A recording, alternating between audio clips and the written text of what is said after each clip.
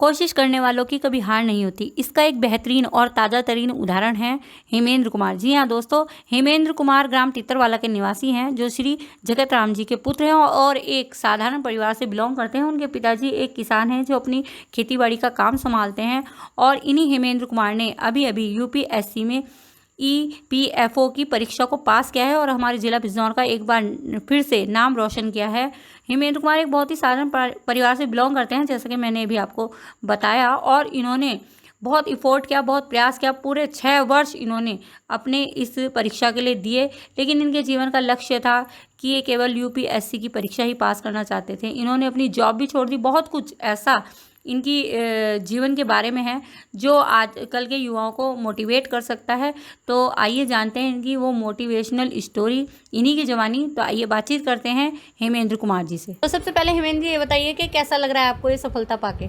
बहुत अच्छा लग रहा है। ये मेरी लगभग 6 साल की मेहनत हो गई थी, तो मुझे बहुत अच्छा लग रहा है। तो आपने कैसे सोचा कि आप यूपीएससी की परीक्षा देंगे? ये मैंने ऐसे सोचा कि मैं बीटेक कर रहा था, तो उसके बाद फाइनल ईयर आया। उसमें मेरा एक फ्रेंड था, वो तैयारी कर रहा था यूपीएससी की। तब तक कुछ ऐसा टारगेट नहीं था। ये था कि अपना प्राइवेट जॉब में जाएंगे और वहाँ पे जॉब करेंगे। एक पैसा वगैरह वही कमाना होता है जब कोई इकोनॉमी की स्थिति इतनी अच्छी नहीं होती। तो मैंने फिर क्या किया, उस जो जाता था मैंने उसके प्रीवियस ईयर क्वेश्चन पेपर देखे यूपीएससी के, और एक मुझे लगा कि पैसा तो कमाया जा सकता है प्राइवेट सेक्टर में जाके, लेकिन जो एक बैलेंस पावर और पैसा दोनों चीज़ आप कमा सकते हो, प्रतिष्ठा कमा सकते हो, यूपीएससी के जरिए कमा सकते हो। वहाँ पे आपको दोनों चीज़ मिल जाएगी। क्योंकि पैसा तो ये है कि आप प्राइवेट में कमा सकते हो, लेकिन जो प्रेस्टीज प्रतिष्ठा आपको मिलती है गवर्नमेंट सेक्टर में, यूपीएससी खास करके वो हायर ऑर्गेनाइजेशन है सबसे। तो फिर मैंने वहीं से टारगेट कर दिया था यूपीएससी में ही जाना है, इससे नीचे कुछ नहीं मुझे स्वीकार था फिर। तो फिर मैंने वहीं से बस यूपीएससी की तैयारी स्टार्ट कर दी। प्राइवेट को मैंने छोड़ दिया था, हालांकि मेरा प्लेसमेंट हो गया था फाइनल ईयर में, लेकिन मैंने उसे छोड़ दिया। क्योंकि अगर आप प्राइवेट में जाओगे तो वहाँ से फिर आपको टाइम नहीं मिल पाएगा उतना। यूपीएससी के लिए आपको फोकस टाइम देना पड़ता है, पूरा लगभग 14-15 घंटे आपको पढ़ना पड़ेगा, तो वो टाइम फिर निकल नहीं पाएगा प्राइवेट में। तो मैंने पूरा फोकस अपना यूपीएससी के लिए कर दिया था। कि आपने बीटेक किया, लेकिन आपकी प्रारंभिक पढ़ाई कहाँ से हुई थी? प्रारंभिक पढ़ाई मेरी 5th तक तो हुई है गांव से ही। उसके बाद मैंने 6 से 12th किया है एवियन इंटर कॉलेज सवाजपुर से।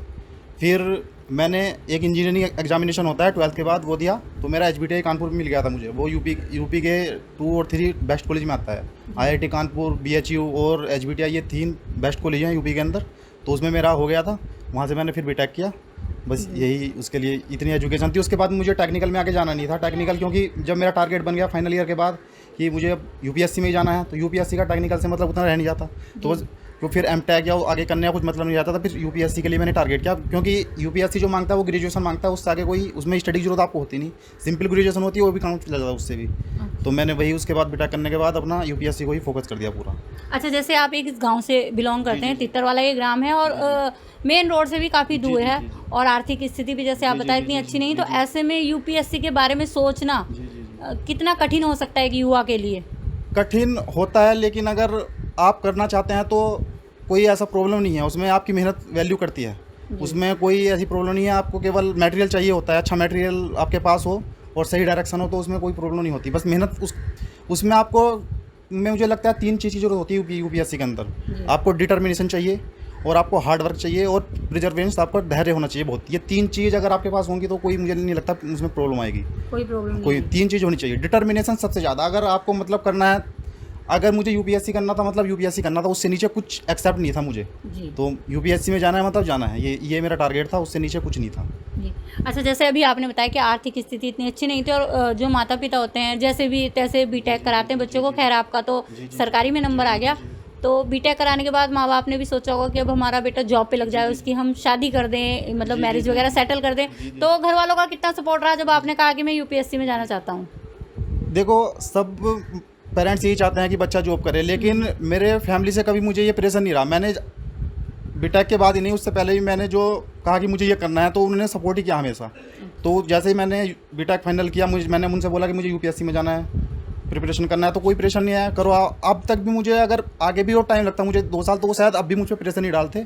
वो मुझे टाइम, उन्होंने कभी प्रेशर नहीं डाला, तुम्हें जो करना है वो करो। मुझे कोई प्रेशर वहाँ से नहीं आया। हाँ, जैसे आप एक सामान्य जाति से हैं, तो क्या आरक्षण आपकी राह का रोड़ा बना कभी? जी, बिल्कुल बिल्कुल। आरक्षण बहुत बड़ा रोड़ा होता है। ये सबसे इम्पोर्टेंट इशू यही है। जी। आप बहुत अच्छा मेरिट लाने के बाद भी आपका नहीं हो पाएगा वहाँ। 50% सीट तो आपकी वहीं वैसे खत्म हो जाती हैं। एक तो ये मैं अपने एग्जाम की बात करता हूँ, यूपीएससी के 421 वैकेंसीज में वैसी थी।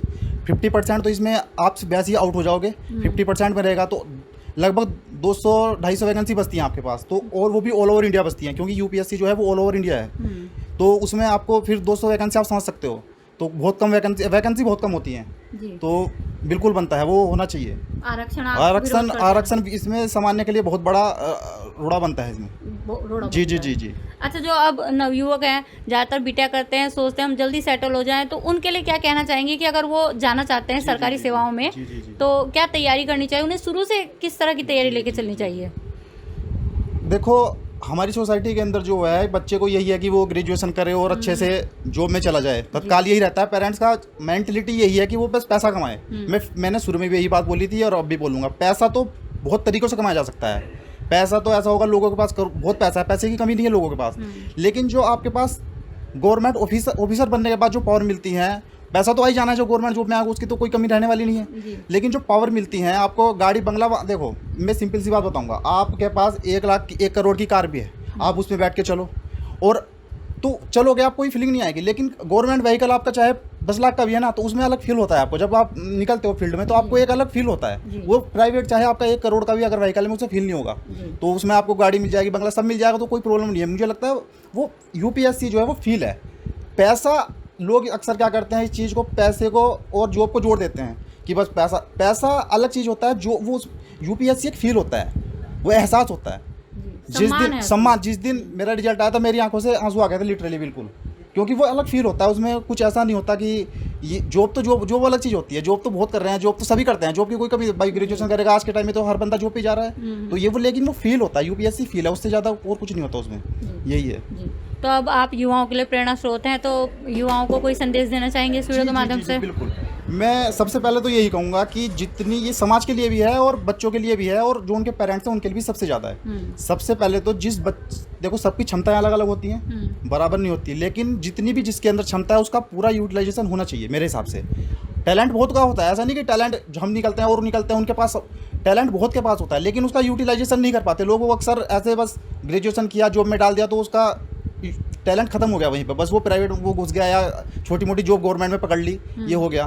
तो जैसे मेरा टारगेट था, मैंने और भी जॉब दे सकता था, मैं अच्छे से गवर्नमेंट में देना चाहता, लेकिन मैंने यूपीएससी से नीचे कुछ स्वीकार ही नहीं किया था। अगर इसमें जाना है तो इसमें जाना है, और जाने के लिए मैंने फिर वही 3 चीज़ दोहराऊंगा। अगर केवल डिटर्मिनेशन होना चाहिए आपके पास, डिटर्मिनेशन आपके पास इतना होना चाहिए कि उससे नीचे कुछ नहीं, चाहे दुनिया इधर से उधर हो जाए, आपको अगर टिक के बैठना है, अगर 14 घंटे पढ़ाई करनी है, 15 घंटे करनी है, तो मतलब करनी है, चाहे कितनी विपरीत परिस्थिति आ जाए, आपको वहाँ से नहीं हिलना, ठीक है। दूसरा, प्रिजर्वेंस, आपके पास धैर्य होना चाहिए। और तीसरा, आपके पास हार्ड वर्क, क्योंकि आपने प्लान बना लिया और उसे एग्जीक्यूट, कुछ बच्चे ऐसे होते हैं प्लान तो बहुत, देखो सब चाहते हैं कि अच्छे पद पे जाएं, अच्छी प्रतिष्ठा मिले, लेकिन उसे एग्जीक्यूट करना बहुत बड़ी बात हो जाती है, क्योंकि वो वहाँ करने के लिए आपको मेहनत करनी पड़ती है। तो वो सबसे हार्ड वर्क, तीसरा पॉइंट आता है हार्ड वर्क।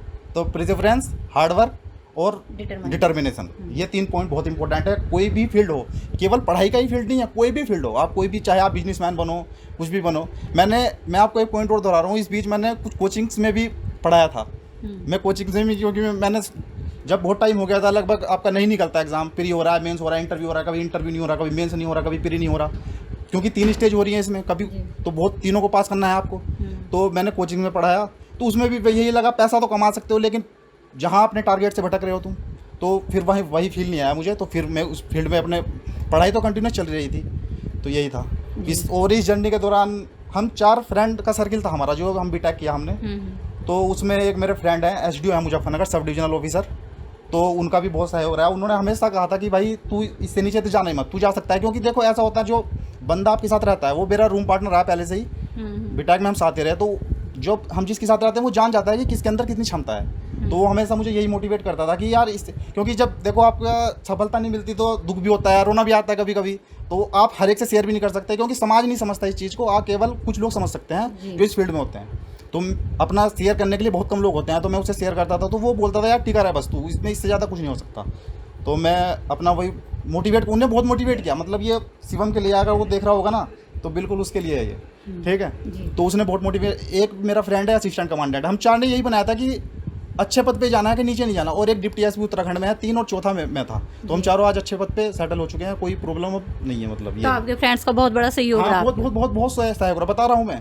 देखो समाज इस बात को नहीं समझता, समाज आपको केवल आउटपुट देखता है। जी समाज आपका आउटपुट देखेगा। आप अगर मैं अभी 5 साल और पढ़ लेता और उसके बाद भी ना होता तो समाज को कोई मतलब नहीं। आप 5 साल पढ़े, 7 से 10 साल अपने क्या किया। समाज मेहनत नहीं देखता पीछे की, जो रिजल्ट आता है समाज केवल इसे देखता है। इसके पीछे की जो मेहनत होती है ना, एक दिन में 15 घंटे पढ़ना है, मतलब इंपॉर्टेंट काम करने के बाद टोटल पढ़ना ही। आज भी मैं यही करता था, जितना काम मैं करने के बाद मेरे पास टाइम बचता था, पढ़ता ही था उसमें। जी तो मेरे फ्रेंड का तो इसमें बहुत सहयोग रहा है, क्योंकि वो समझते थे चीज़ों को, वो क्षमता जानते थे। तो उन्होंने ज़्यादा यार यूपीएससी से नीचे कुछ जाना ही नहीं है, बिल्कुल भी कभी जाना ही नहीं है, छोटे की तरफ जाना ही नहीं है। मतलब ये है, हो या ना हो ये भी बात है। एक और जोड़ूंगा, हमारे एक टीचर रहे जहाँ मैंने कोचिंग भी की है दिल्ली, सबसे शुरुआत में बीटेक के बाद मैं दिल्ली आ गया था। तो मैंने कोचिंग की, एक अवध ओझा सर हैं दिल्ली के अंदर। तो वो यही बोलते थे, देखो अगर यूपीएससी की तैयारी में जा रहे हो तो एक तो भिक्षा पात्र अपने पास रख लो, क्योंकि इसमें 2 चीज़ होती हैं, या तो आपको सब कुछ मिलेगा या कुछ भी नहीं मिलेगा। बात समझो, एक तो बीच की चीज़ होती है कि आप प्राइवेट में चले गए या छोटी गवर्नमेंट पकड़ ली तो छूट मिल गया, पैसा आना शुरू हो गया, 20, 30, 40, 50, जो भी पैसे की बात ही नहीं है। लेकिन यहाँ क्या है, या तो अगर रिजल्ट फाइनल आप प्री पास करो, मेंस पास करो, इंटरव्यू में रह जाओ, या एक कोई भी लेवल पे आ जाओ, तो आपको मिलना तो कुछ नहीं है। गवर्नमेंट तो जॉब देने वाली नहीं है कुछ आपको फिर। तो अगर कुछ नहीं मिला तो आप जीरो रह जाओगे ना। समाज आपकी मेहनत को देखेगा, आपने कितना घिसा है, कुछ नहीं देखेगा। और आप फाइनल हो जाते हो तो आपको सब कुछ मिल जाएगा, गाड़ी घोड़ा बंगला सब कुछ मिल जाता है। तो वो ये कहते हैं भिक्षा पात्र, मतलब उनका तात्पर्य ये था कि आपको कुछ, या तो बिल्कुल ठान लो कि बस जितनी बेइज्जती होनी है उसे सह जाओ जी अपना, ये समझ लो कि सन्यासी हो गए, कुछ नहीं मिलने वाला। और फिर या क्योंकि इसमें जीरो हीरो, इससे either you will be hero और जीरो, इससे अलावा कुछ नहीं होता इसमें। जी यही है जी। तो ये कहानी है हेमेंद्र जी की, और बहुत अच्छी अच्छी बातें बताई इन्होंने। बिल्कुल बिल्कुल सही बात है ये सारी की सारी। तो बहुत अच्छी बात बताई इन्होंने कि कोई भी लक्ष्य हो, उस लक्ष्य को हमें अर्जुन की तरह देखना होगा, मछली की आंख बना लीजिए अपने लक्ष्य को और अपने लक्ष्य को पाइए।